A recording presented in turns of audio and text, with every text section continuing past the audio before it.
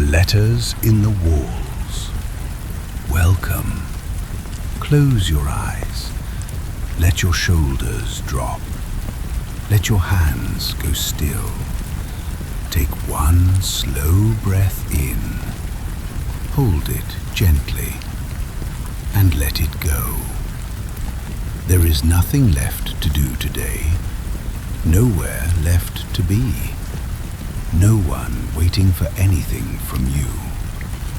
Just this. The dark. The quiet. And somewhere, the sound of old paper unfolding. This is the story of the letters in the walls. Chapter 1. The House on Vellum Street. There are houses that wait.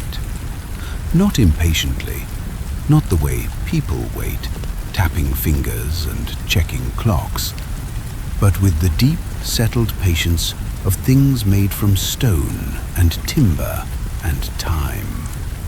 Houses that have held so many lives inside them that they have developed a kind of wisdom, a quality of knowing that the right person will come eventually, and that eventually is not a long time. Not really. Not when you have been standing for 100 years. The house on Vellum Street was one of these. It was not a grand house, not the kind that announces itself. It sat quietly between its neighbors on a lane of old terraced houses in a town that had been a market town, and then a mill town, and then simply itself again. The way places sometimes shed their purposes and return to just being somewhere people live. The house was narrow and tall, 3 stories of pale stone with deep-set windows and a front door the color of old moss. Its garden was small and slightly overgrown, not neglected exactly, but tended only loosely, as though whoever had last looked after it had understood that some gardens do better with less interference. Inside, it smelled of old wood and something floral and faint, something that had been in the walls so long it had become part of the walls themselves. Clara found it on a Tuesday in March. She was 34 years old, and she had been looking for somewhere to live for 6 weeks. Not because she was particular, though she was, but because nothing had felt right. She had walked through 11 houses in 6 weeks, and each time she had stood in the doorway and waited to feel something, and felt instead only the polite emptiness of rooms that did not know her yet, and did not seem especially interested in finding out. The estate agent had described the house on Vellum Street as having original features and a great deal of potential, which Clara had learned to translate as small and needs work. But she had come anyway, because the lane had looked beautiful in the photograph, and because something about the name, Vellum Street, had caught at her in a way she could not explain. Vellum was what they used to make old documents from, old letters, old books. She did not know why that felt significant, but it did. She walked through the front door and stopped. The estate agent said something behind her about the original cornicing, and Clara did not hear it, because the house was saying something else entirely, something without words, something she felt in her chest, the way you feel music in a quiet room, a low resonance, a recognition. She turned slowly in the entrance hall. The light came through the deep-set windows in long, pale columns, catching the dust in the air and turning it briefly golden. The staircase rose in front of her, old wood, slightly creaking, entirely itself. She put her hand on the banister and felt, for the first time in a very long time, that she was exactly where she was supposed to be. She bought the house that afternoon. Chapter 2. Moving in. She moved in on the 1st of April, which her mother said was appropriate, and her best friend Dina said was a good omen, and Clara said nothing about, because she was too busy carrying boxes up the narrow staircase and trying to remember which one had the kettle in it. The house received her things with the tolerance of something that has seen many things come and go, and has opinions about none of them. Clara's books went on the shelves she built along the sitting room wall. Her old green sofa fit perfectly in the bay window, as though the bay had been waiting for exactly that shape. Her kitchen things arranged themselves with surprising ease in the small galley kitchen, and her desk, the old oak writing desk that had been her grandmother's, went in the front bedroom on the 2nd floor, where the light was best.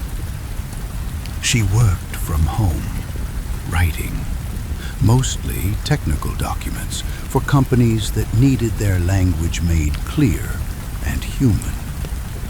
Not the work she had imagined for herself at 22, but work she had come to love in its own way. The satisfaction of taking something tangled and making it plain, of finding the right word for something that had been using the wrong one. The first week, she mostly unpacked and cleaned and walked the lanes around the house, learning the neighborhood. The bakery 2 streets over that opened at 6 and smelled extraordinary. The small library with the reading room in the back, where elderly men came to read the newspapers, and nobody seemed to mind if you sat there all morning. The river path that ran along the edge of the old mill buildings and was exactly the right length for a thinking walk. She slept well in the house, better than she had slept anywhere in years. She had half expected the sounds of an old house to keep her awake, the settling and creaking, and the particular vocabulary of aged timber. But instead, she found them soothing, company without demand, the house simply being itself around her while she slept. On the 8th day, she found the first letter. Chapter 3. The First Letter. She had been pulling up the old carpet in the 2nd bedroom. It was coming up anyway, peeling at the edges, the color of it impossible to determine with certainty, somewhere between brown and gray and apology. Underneath, she had been told there were original floorboards, and she wanted to see them, to sand them back and let them be what they actually were. She had pulled up most of the room when she noticed the gap between the skirting board and the wall, a small gap, perhaps 2 centimeters, where the plaster had pulled away from the wood over the decades. And in the gap, folded very small, a piece of paper. She sat back on her heels and looked at it for a moment. Then she reached in carefully, her fingers finding it gently, the way you pick up something you are not sure will hold together. It held. She unfolded it slowly. The paper was thin and slightly yellowed, the color of old cream, and it was covered in handwriting, small and careful, and slanted slightly to the right. The handwriting of someone who had been taught penmanship as a serious matter, and had taken the lesson to heart. She carried it to the window where the light was better and read, "My dear, I am writing this on the 23rd of September in the year 1922, and I am putting it in the wall because I have nowhere else to put it, and I cannot send it, and I cannot keep it where anyone might find it. I want to say that today was one of the finest days I can remember. We walked to the top of the hill behind the mill, and the whole valley was spread out below us, and the light was doing that thing it does in September when it goes gold and low, and everything it touches looks like it has been kept carefully for exactly this moment. I want to say that I am not unhappy. I know you worry. I know you think the arrangement is difficult for me, and some days it is. But today, it was not. Today, I was simply alive in the world and glad of it. I thought if I wrote it down somewhere, even somewhere no one would read, it would stay. The feeling would stay, even after today becomes yesterday, and then last week, and then simply something that happened once in September. Write the good days down. I think that is the thing. Yours always, E. Clara sat on the bare floorboards for a long time after reading it. She read it again, slowly, and then once more. Write the good days down.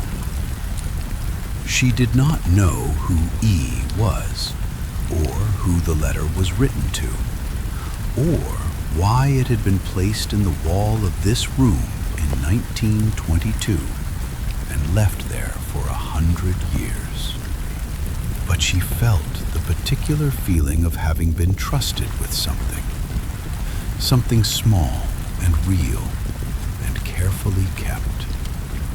She carried the letter downstairs and placed it on her desk and made herself a cup of tea and sat looking at it. And then she went back upstairs and looked more carefully at the walls. Chapter 4. The Search. She found 3 more that week. One behind the baseboard in the small bathroom on the first floor, tucked into a gap where the pipe met the wall, folded into a tight square, written in the same hand. This one was shorter. It said only, "Today it rained all morning, and I made bread, and the whole house smelled of it. And I thought, this is enough. This is genuinely enough." And I believed it completely. The second was behind a loose section of wallpaper in the hallway. Between the layers, the old paper and the older paper beneath it, as though someone had placed it there deliberately before papering over it, hiding it in the layers of the house itself. This letter was longer. It described a garden, a specific garden, not the one at the front of the house, but one somewhere else. A friend's garden, perhaps, with a particular rose that bloomed only in June and smelled like something you couldn't name, and a stone wall along the southern edge that held the heat of the afternoon long after the sun had moved. And how the writer had sat against that wall one evening and felt the stored warmth of it against her back and thought, the world keeps heat for us, even after the source of it has gone. That line made Clara put the letter down and look at the ceiling for a long time. The world keeps heat for us, even after the source of it has gone. The third letter was the strangest of all. It was not in a gap or behind wallpaper. It was inside the wall itself. She had found it only because she was having the old plaster repaired in the kitchen, and the workman had called her over to look at something he had found in the cavity. A wrapped-in oilcloth, tied with a piece of string that had gone stiff with age, but held. Inside the oilcloth, 3 letters, folded together, and a pressed flower, its color gone, its shape perfectly preserved. She did not open these immediately. She carried them to her desk and set them beside the first letter and looked at the collection of them.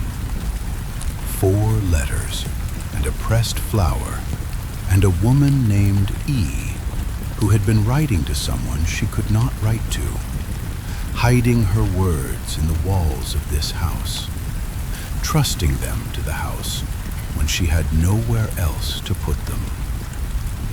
Who was E? And who had she been writing to all those years ago in this house on Vellum Street?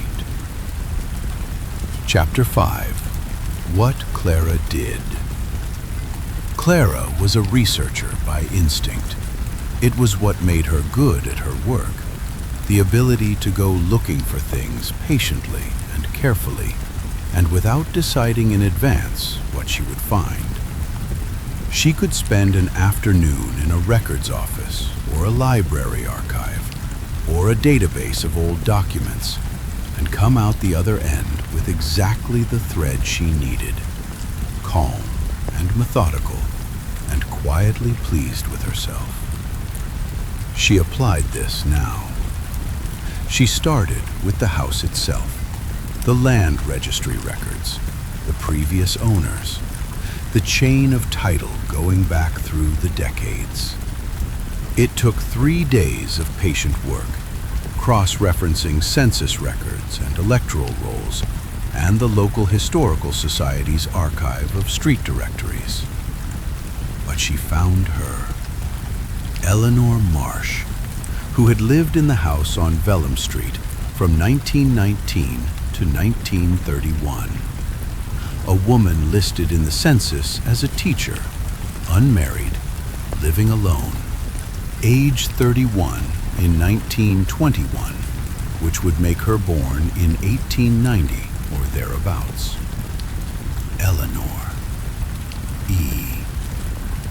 Clara sat back in her chair and looked at the name for a while. She went further. She found Eleanor Marsh in the school records, a teacher at the village school 2 streets over. She found her in the electoral rolls. She found a mention of her in the local newspaper archive, a small notice about a school prize day at which a Miss E. Marsh had presented awards for excellence in composition. And then, in the archive of a regional historical society, she found something else entirely. A photograph, small, black and white, slightly blurred in the way photographs from that era sometimes were, showing a group of women standing outside what appeared to be the school, in their best coats and hats, and written on the back in pencil, the names. 3rd from left, E. Marsh. Clara looked at her for a long time. She was not what Clara had imagined, though she realized she had not exactly imagined anything. Eleanor Marsh was small, serious-faced, with dark hair and the particular expression of someone who is waiting for the photograph to be finished so they can go back to doing something more interesting. But her eyes, even in the blur of 100-year-old photograph, were alive. Clara set the photograph beside the letters on her desk. Hello, Eleanor. Chapter 6. The Bundle. She opened the bundle of 3 letters on a Sunday morning in April. She had waited, not from reluctance, but from a feeling that Sunday morning was the right time, with proper tea and proper light, and nowhere she needed to be until the afternoon. She untied the stiff string carefully, unfolded the oilcloth, and lifted the letters out one by one. They were different from the others, which others had been notes, small observations, moments captured and hidden. But these were addressed, each one beginning with the same 2 words, my darling. Clara felt the intimacy of those words like a hand on her shoulder, unexpected and gentle. The first letter in the bundle was dated June 1920. My darling, the roses are out again along Mrs. Patterson's wall, and I walked past them this morning on my way to school and stopped because I couldn't help it. They smell exactly as they did last June and the June before. And I thought, it is remarkable how reliably beautiful things return, how faithful they are, how every year the roses seem to not know and not care that anything has changed. They simply bloom. I am writing this to you, though I cannot send it, because writing to you is the closest I can get to talking to you. And some days I need to talk to you very much. I am well. I want you to know that. I am genuinely well. The school is good, and the house is good, and I have found a friend here named Vivian who makes me laugh until I cannot breathe, and that is a thing I had not expected to find again so soon after everything. I think you would like Vivian. I think you would like this town.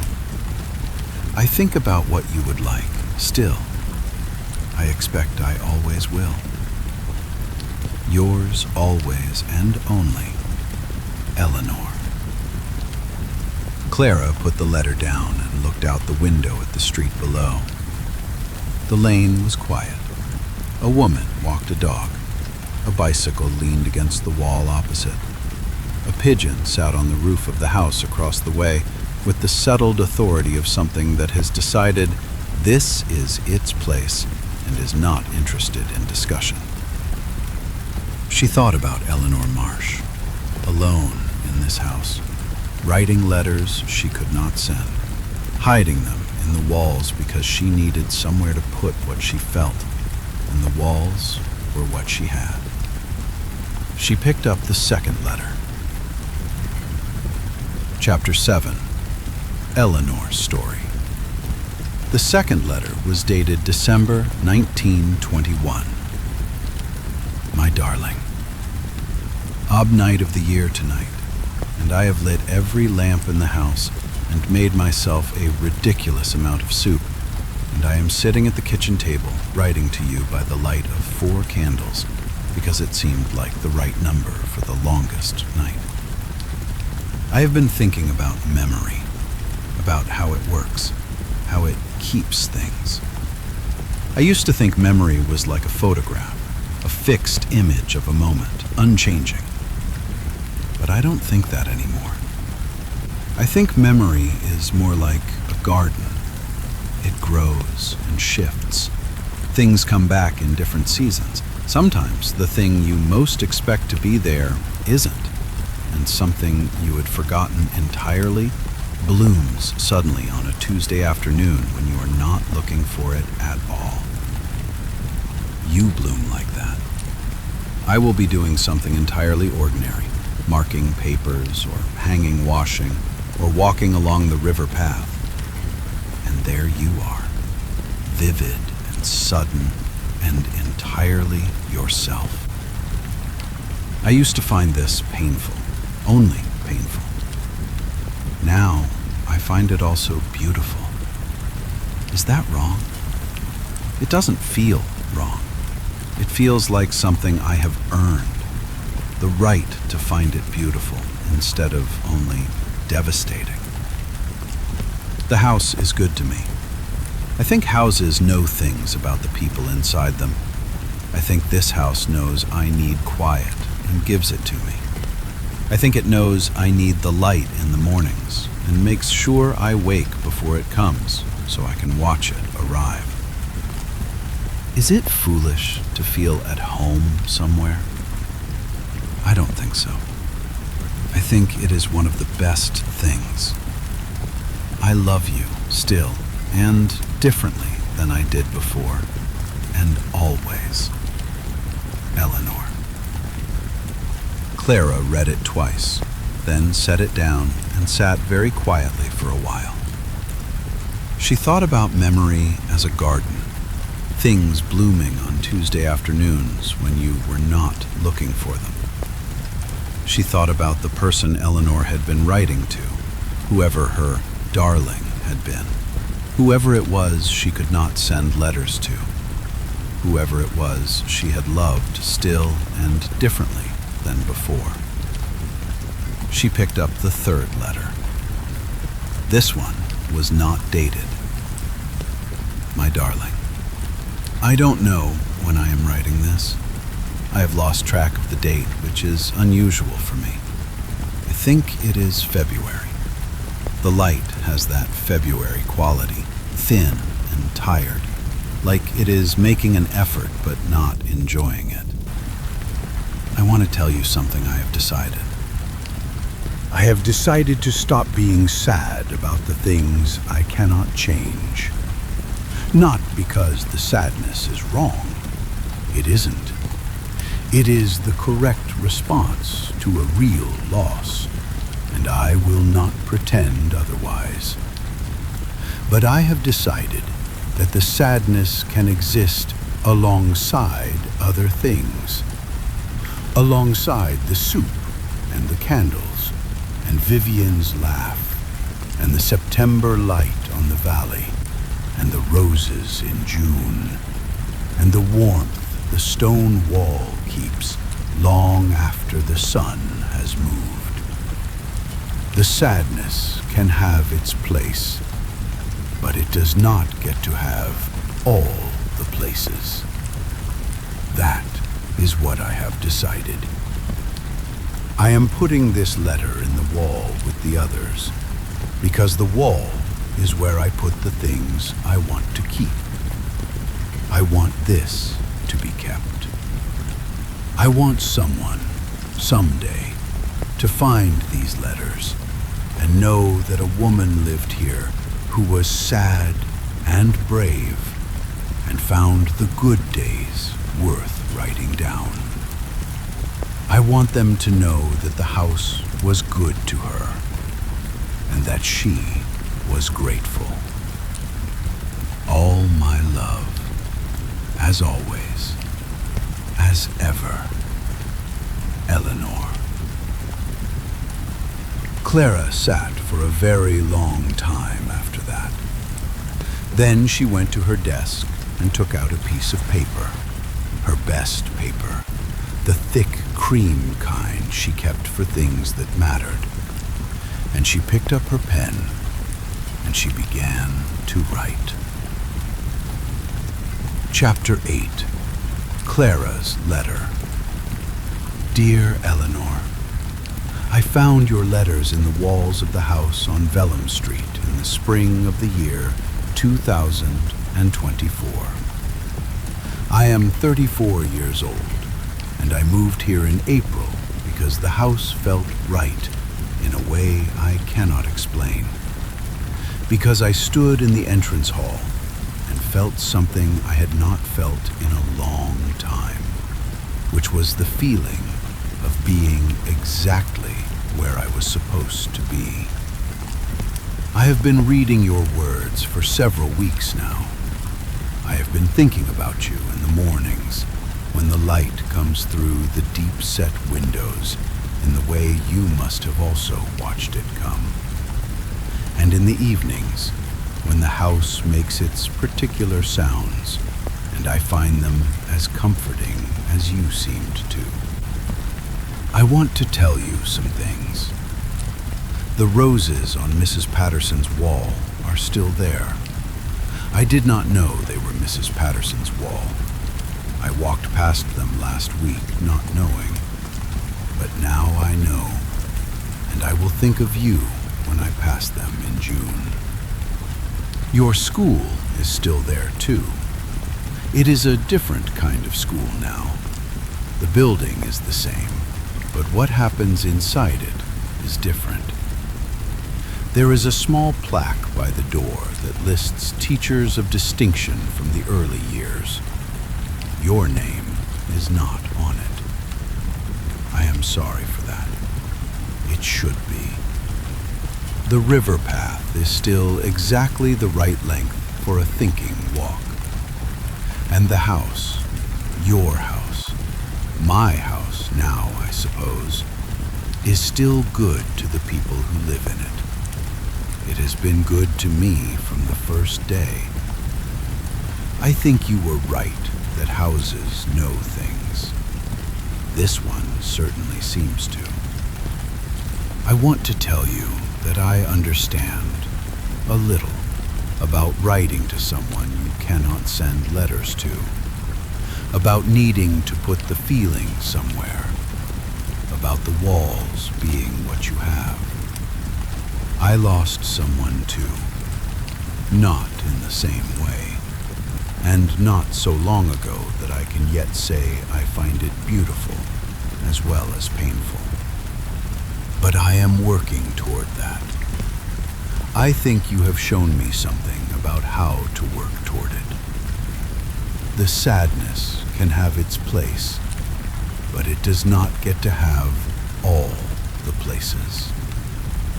I am writing that down. I am keeping it.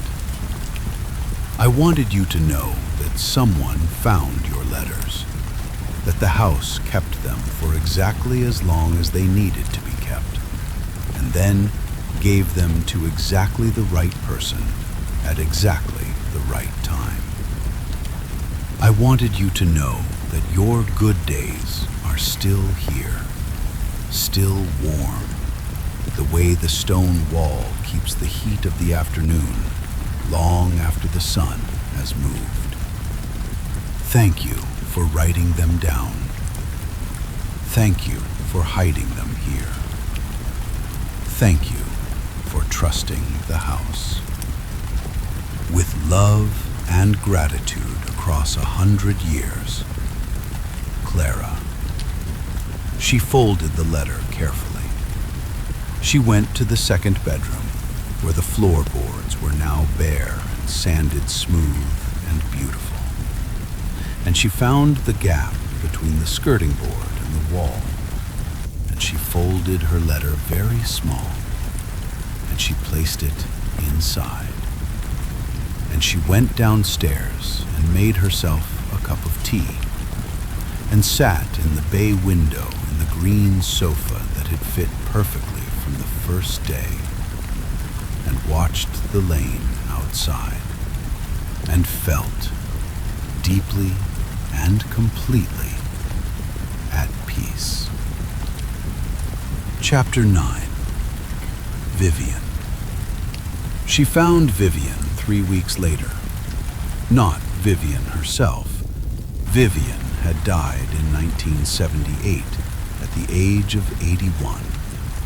The obituary in the local newspaper described her as a beloved teacher and a woman of great humor and warmth, and a laugh that could be heard from 2 streets away.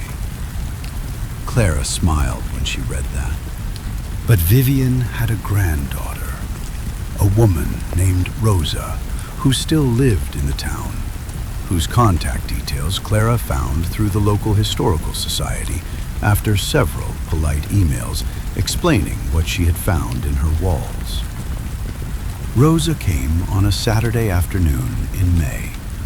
She was perhaps 60, with a round, warm face and her grandmother's laugh, which Clara recognized immediately, even without having heard Vivian's. Some things pass down so faithfully, they arrive almost unchanged. Clara had laid the letters out on the kitchen table. Rosa sat down and looked at them for a long time without touching them. "My grandmother talked about her," Rosa said finally. "Eleanor. She called her Nell. She said Nell was the cleverest person she had ever met and the best at keeping secrets." "What secrets?" Clara asked. Rosa looked at her, a measuring look, not unkind. "My grandmother was from a different time," she said carefully. "She kept certain things private, because that was what you did. But she told me once, near the end, that the great love of her life had been a woman named Nell, who had lived on Vellum Street and had written her letters that she had never been able to keep." Clara was very still. "Eleanor wrote to Vivian," she said. "Yes," said Rosa. "They could not be open about it. It wasn't possible then, not the way it is now. So they were careful. And the letters, the ones that could not be sent, Nell must have put them somewhere safe." She looked at the letters on the table. "She put them in the house," Clara said. "She trusted the house," Rosa said softly. They sat together for a while in the kitchen, the letters between them, the pressed flower in its oilcloth wrapping, the May light coming through the window. "She was happy here," Clara said. "I want you to know that. The letters, she wrote about good days.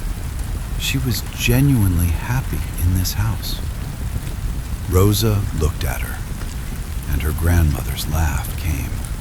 Not the full version, a smaller, quieter cousin of it, but unmistakable. "Nell would have liked you," she said. "I am absolutely certain of that." Chapter 10. May. May came to Vellum Street with the particular generosity of a month that knows it is the best month and does not feel the need to be subtle about it. The overgrown garden began to show what it had been doing quietly all winter. Things Clara had not planted and could not name bloomed along the south-facing wall, pale and small and insistent. The roses on Mrs. Patterson's wall put out their first buds, and Clara watched for them every morning on her way past. She worked well in the house, better than she had worked anywhere before. She would sit at her grandmother's old desk in the front bedroom where the light was best and write for hours without noticing the time. The words came more easily here, not because the house did anything to help them exactly, but because she was at rest in a way that let her work be what it was supposed to be. She thought often about Eleanor, not with sadness, or not only with sadness, but with the feeling of having been given something, a companion across time, someone whose particular way of being in the world had reached forward 100 years and found her at the exact moment she needed finding. She thought about what Eleanor had written in the undated letter. The sadness can have its place, but it does not get to have all the places. She turned this over in her mind, the way you turn a smooth stone in your hand, feeling its weight and its shape, finding it true from every angle. She had been sad for 2 years, since her mother had died, quietly, quickly, in the way that deaths sometimes happen that leaves you feeling the world has not kept its side of some unspoken agreement. She had been sad in the way that takes up all the places, that moves into every room of yourself and makes itself at home, and you forget that it is a visitor and not a permanent resident. The house had helped. The letters had helped more. Write the good days down, Eleanor had written in the very first letter she had found, on the 23rd of September, 1922. A fine day in September when the light was gold and low, and the whole valley had been spread out below. Clara had started doing this. Not on paper hidden in walls, though she understood now why Eleanor had chosen that, but in a notebook on her desk. Small entries, not diary entries, just moments, just the good ones, just the days that were worth keeping. The smell of the bakery on a cold morning. The light in the reading room of the library at 11 o'clock. Rosa's laugh that was so like her grandmother's. The first bud on Mrs. Patterson's roses. The way the house sounded in the evening, settling and comfortable, like something breathing slowly in its sleep. She filled pages. She was surprised how many good days there were once you started looking. Chapter 11, The Last Letter. She found it in June. She had not been looking. She had given up looking by then, had decided she had found everything the house had to give her, and was content with what she had. But she was repainting the sitting room. The old green that had been there when she arrived had charmed her at first, but she had decided she wanted something lighter, the color of early morning. And she was moving the shelves of books away from the wall. And behind the last shelf, in the corner where it met the chimney breast, there was a small recess. And in the recess, a single letter, folded once, not hidden exactly, placed.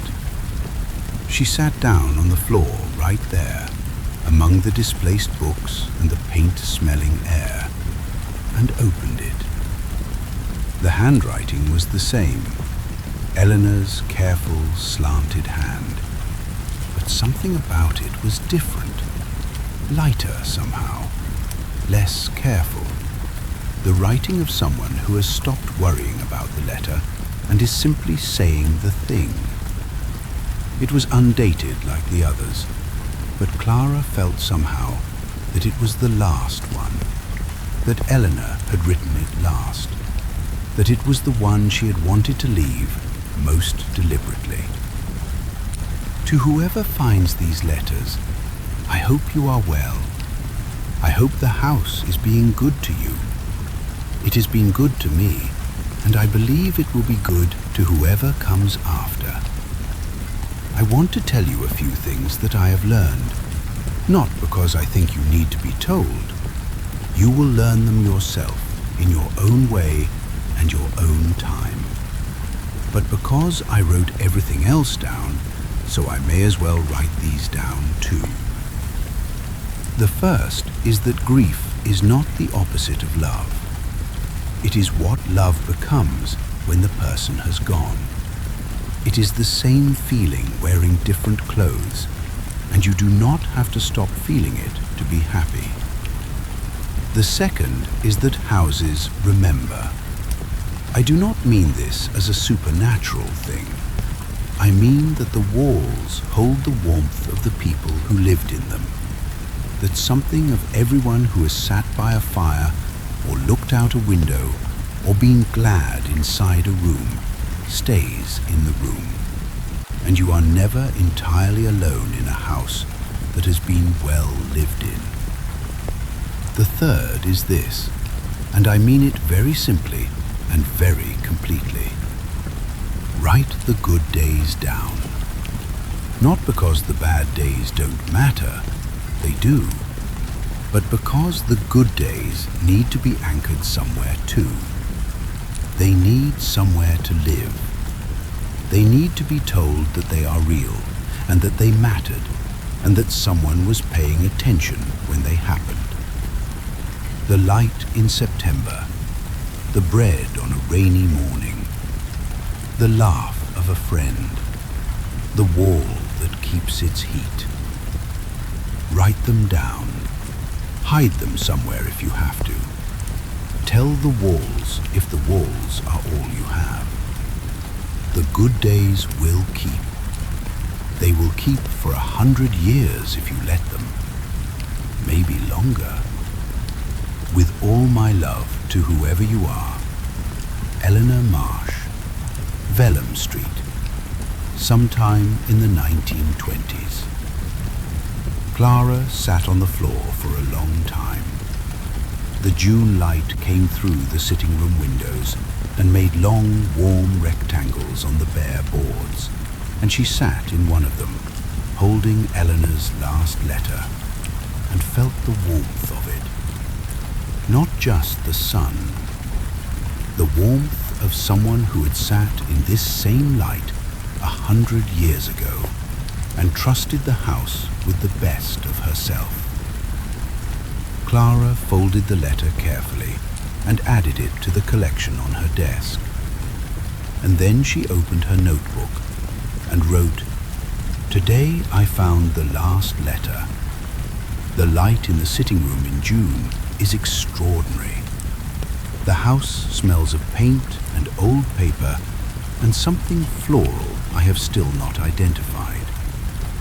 Rosa is coming for lunch on Sunday, and I am going to make her grandmother's recipe for ginger cake that she wrote out for me on a card, and I am already looking forward to it. Mrs. Patterson's roses are fully out.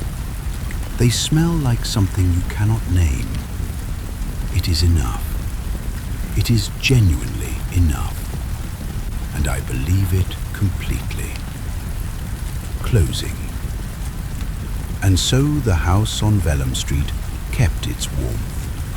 Through Clara's summers and winters, through the changing of the light and the turning of the seasons, through the roses on Mrs. Patterson's wall blooming and fading and blooming again, through the mornings at the oak desk and the afternoons on the green sofa in the bay window, and the evenings when the house made its comfortable sounds and Clara sat inside them and worked and read and wrote her good days down. Rosa became a friend, the best kind, the kind that arrives already knowing something essential about you and does not need the ordinary preamble. They had lunch on Sundays when they could, and Rosa would sometimes bring things she had found in her grandmother's belongings, small objects that might have been Eleanor's, a hairpin, a postcard of the valley, a pressed flower from a garden that might have been the one with the stone wall that kept its heat. Clara kept them on the desk alongside the letters. She kept writing in the notebook, page after page of good days, small and specific and real. The particular way the light fell on a particular morning, the exact smell of the bakery on the coldest day of the year, the sound of Rosa's laugh and Vivian's laugh inside it, the feeling of the house at night, settled and solid and full of its long, warm memory. She understood now what Eleanor had understood, that the good days do not keep themselves. They need to be gathered, held, written down in some form, told to someone or something that will receive them. They need to know that someone was paying attention when they happened, that they were not merely experienced, but witnessed. The house had been Eleanor's witness, and Eleanor had become Clara's. And somewhere in that chain of witnessing, something was kept alive that might otherwise have been lost. The world keeps heat for us, Eleanor had written, even after the source of it has gone. The house kept heat. The letters kept heat. And now, tonight, in the quiet dark where you are lying, I want to ask you something.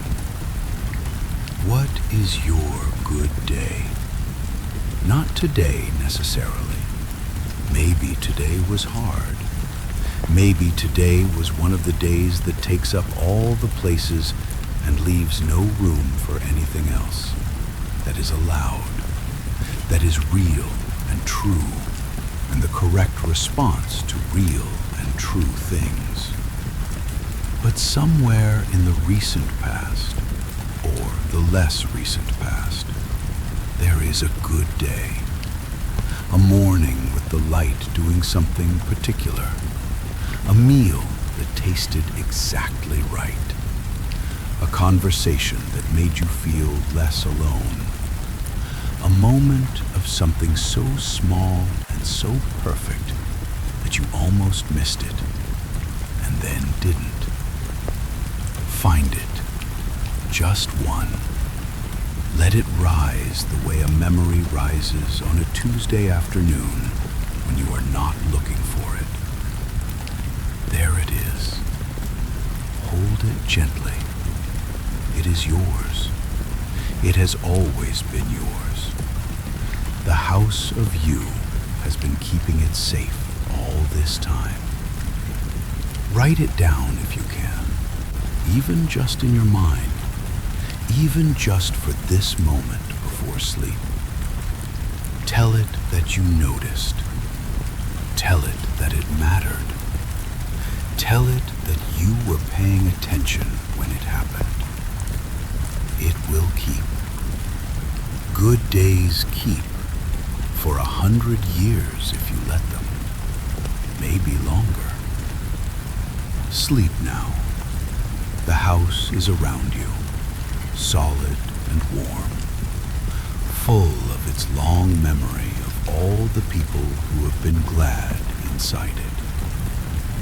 You are one of them, and that is everything. Good night.